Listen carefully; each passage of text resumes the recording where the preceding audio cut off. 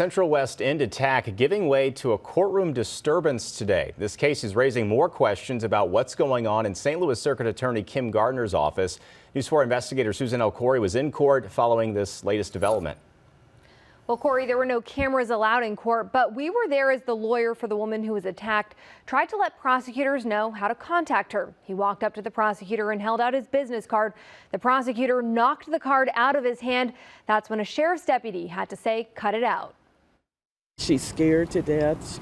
We don't want this animal back out on the streets. Sheila steps outside court after facing the man who attacked her sister, 59-year-old John White Jr., a convicted murderer on parole. He body slammed her, kicked her, stomped her. It's a case that's getting a lot of attention because it happened during the day. A St. Louis grandmother attacked at Straub's in the Central West End. According to police records, Sheila's sister saw White try to get into her car.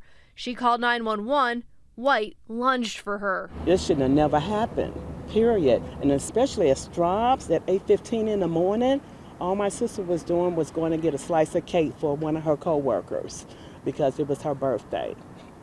And she wound up being attacked. Recent reporting by News 4 Investigates exposed how Sheila's sister claims prosecutors kept her in the dark.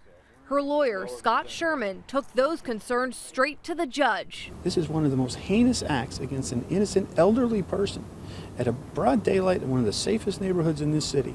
And if we can't get the circuit attorney to help us bring these people to justice, it doesn't say very much for that office. In court, he asked for heightened charges. White currently faces the lowest charge for assault. Sherman believes prosecutors need to consider that his client has a concussion and herniated disc. These kinds of injuries that are debilitating, concussions, neck injuries, herniations, they elevate it to the most serious charge. Prosecutors aren't doing interviews, but tell us their victim services will only talk to victims, not lawyers. Sheila says she just wants her sister, who's too afraid to talk, to have a voice. We want our community to be safe. We want our families, our children, everyone to be safe, and we don't feel safe.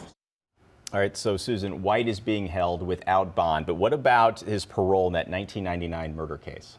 Well, that's something that we keep trying to ask about. He's being held right now, or what he had been convicted for was a 1999 murder case. We know that's out of St. Louis County. The Missouri Department of Corrections, we keep asking them for records on it. They won't give them to us. And another important thing to note here, Circuit Attorney's Office, they tell us they can't comment on any pending cases, but they did tell us that they have contacted the woman who was attacked multiple times.